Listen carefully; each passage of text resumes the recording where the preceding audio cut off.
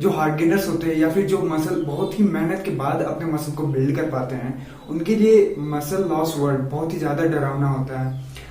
क्योंकि एक तो उनको इतना ज्यादा मेहनत करना पड़ता है, स्पेशली हार्ड गेनर्स को मसल बिल्ड करने के लिए। अगर ऊपर से उनका मसल लॉस हो जाए तो वो अंदर से डीमोटिवेट हो जाते हैं, उनका सारा मेहनत पानी में चला जाता है। और मसल लॉस का चांस तब ज्यादा होता है जब आप किसी भी रीजन से जिम नहीं जा पा रहे हो, जैसे अभी हो गया, जैसे लॉकडाउन के टाइम, फिर किसी भी रीजन से अगर आप जिम नहीं जा पा रहे हो और अगर आप प्रॉपर डाइट नहीं ले पा रहे हो, तब मसल लॉस का चांस ज्यादा हो जाता है। तो अगर आपको भी मसल लॉस के भयानक सपने आते हैं तो टेंशन ना लें, क्योंकि इस वीडियो में मैं कुछ पॉइंट्स के बारे में बताने वाला हूँ जिससे आप ये मसल लॉस को प्रिवेंट कर सकते हो, जो मैंने खुद ट्राई किया था पिछले लॉकडाउन में, जिससे मैं अपने मसल को मेंटेन ही नहीं कर पाया था बल्कि अपने मसल को गेन भी किया था। पर मैं इस लॉकडाउन में वो पॉइंट्स फॉलो नहीं कर पाया किसी रीजन के चलते, जिससे कि मेरा भी मसल लॉस हो गया। मैं 75 केजी था, वहां से घट के 69 केजी में आ गया। खैर छोड़ो इन बातों को, आप जरूर फॉलो करना है इन पॉइंट्स को अगर मसल लॉस से बचना है तो।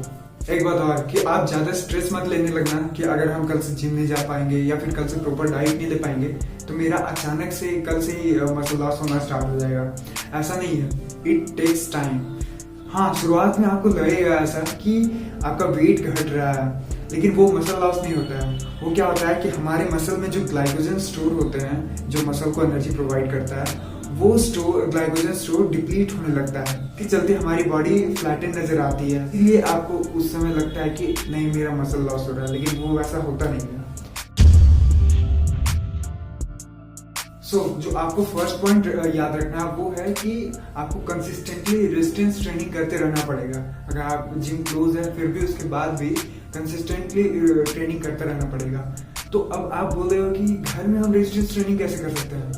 तो बॉडी वेट से भी रेजिस्टेंस ट्रेनिंग किया जा सकता है। हाँ, ये बात सच है कि आप जैसा जिम में ट्रेन करते हो वो तो घर में पॉसिबल नहीं है, एक्सेप्ट अगर आपके पास पूरा होम जिम सेटअप हो तो। लेकिन इसका ये मतलब नहीं कि आप छोड़ ही दो एक्सरसाइज करना। आप बॉडी वेट से भी रेजिस्टेंस ट्रेनिंग कर सकते हो। देखो, बैठे रहने से तो कुछ होने वाला है नहीं, तो कुछ ना करने से अच्छा तो कुछ कर ही लें। हाँ, अगर आपको 1 घंटा ट्रेन नहीं करना है तो कोई बात नहीं, आप 20 से 30 मिनट भी ट्रेन कर सकते हो।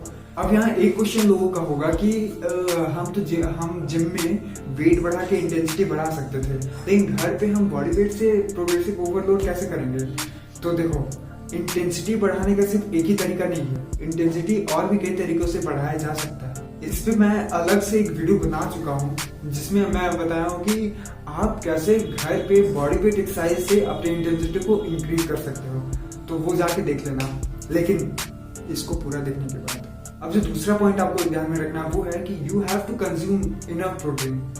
आप प्रोटीन को मिस नहीं कर सकते। ये एक मेन न्यूट्रिएंट है आपके मसल को बिल्ड करने के लिए और आपको मसल को मेंटेन रखने के लिए। तो अगर आप घर पे हो तो कोशिश करना कि हर एक मील में आप प्रोटीन ऐड कर सको। बहुत लोगों का क्वेश्चन ये होगा कि मेरे पास अभी अवेलेबल नहीं है चिकन या फिर एग्स ये सब, तो हम प्रोटीन का जो रिक्वायरमेंट होता है वो कैसे ये पूरा करें? तो देखो, ऐसा बात नहीं है कि प्रोटीन सिर्फ आपके एग में या फिर चिकन में ही होता है। प्रोटीन आपके हर एक फूड में अवेलेबल होता है। हाँ, बस यही डिफरेंस है कि उनमें थोड़ा कम होता है as compared to egg and chicken. तो इस सिचुएशन में अगर आपके पास कुछ नहीं है तो एक यही रास्ता बचा है। हाँ, अगर आपके पास मिल्क है, घर में अवेलेबल है, या फिर चना ये सब है, बादाम है, ये सब है, और अगर आपके पास पनीर अवेलेबल हो सकता है, मतलब पनीर हो सकता है, आप ले सकते हो, तो ये सब में भी तो प्रोटीन पाया जाता है। और एक और उपाय है कि आप 2-3 फूड को मिक्स करके कंज्यूम करो, क्योंकि हर एक फूड में कुछ ना कुछ अमाउंट में तो प्रोटीन रहता ही है। तो उन लोगों को मिक्स करके अगर आप कंज्यूम करोगे 2-3 फूड को, तो उन सब से कुछ अमाउंट में तो प्रोटीन आपको मिलेगा ही ना आपकी बॉडी को। सो मैं यही कहूँगा कि अगर आप हो सके तो आप हर एक मील में प्रोटीन ऐड करने की कोशिश करो, या फिर 2-3 फूड को मिक्स करके कंज्यूम करो। तीसरी बात आपको ध्यान में रखनी है वो है कि आपकी बॉडी की जितनी भी मेंटेनेंस कैलोरी है उतना आपको कंज्यूम करना पड़ेगा। अगर आप जिम नहीं जा रहे हो तो आपको अपनी बॉडी को मेंटेनेंस कैलोरी प्रोवाइड करते रहना पड़ेगा।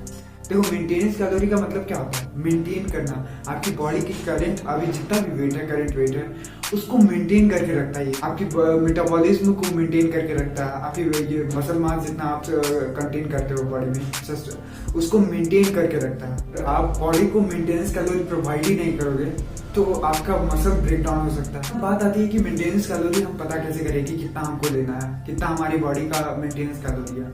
तो नीचे एक फॉर्मूला दिया हुआ है जिससे आप पता कर सकते हो कि आपकी बॉडी की मेंटेनेंस कैलोरी कितनी है। अब जो फोर्थ पॉइंट आपको ध्यान में रखनी है वो है कि आपको मील मिस नहीं करना। जब आप जिम करते थे तब भी, और जब आप ये बॉडी वेट से एक्सरसाइज करते हो तब भी, और जब आप मसल बिल्डिंग के लिए ट्रेन करते थे तब भी, और जब आप मसल को मेंटेन करने के लिए ट्रेन करते हो तब भी ये बात ध्यान में रखनी है आपको। देखो क्या होता है ना कि जब आप मील मिस कर जाते हो तो उससे क्या होता है कि आपकी बॉडी को जितनी ओवरऑल कैलोरी चाहिए होती है दिन भर में, वो उतना नहीं मिल पाता है।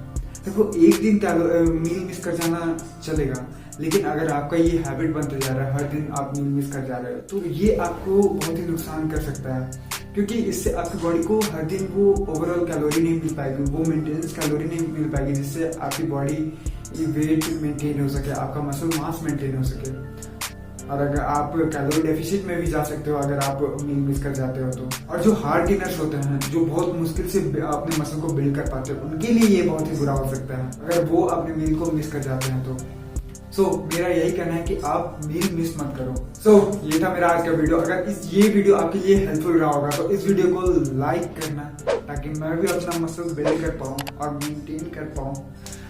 और क्या ही कह सकते हैं, सब्सक्राइब कर दो यार।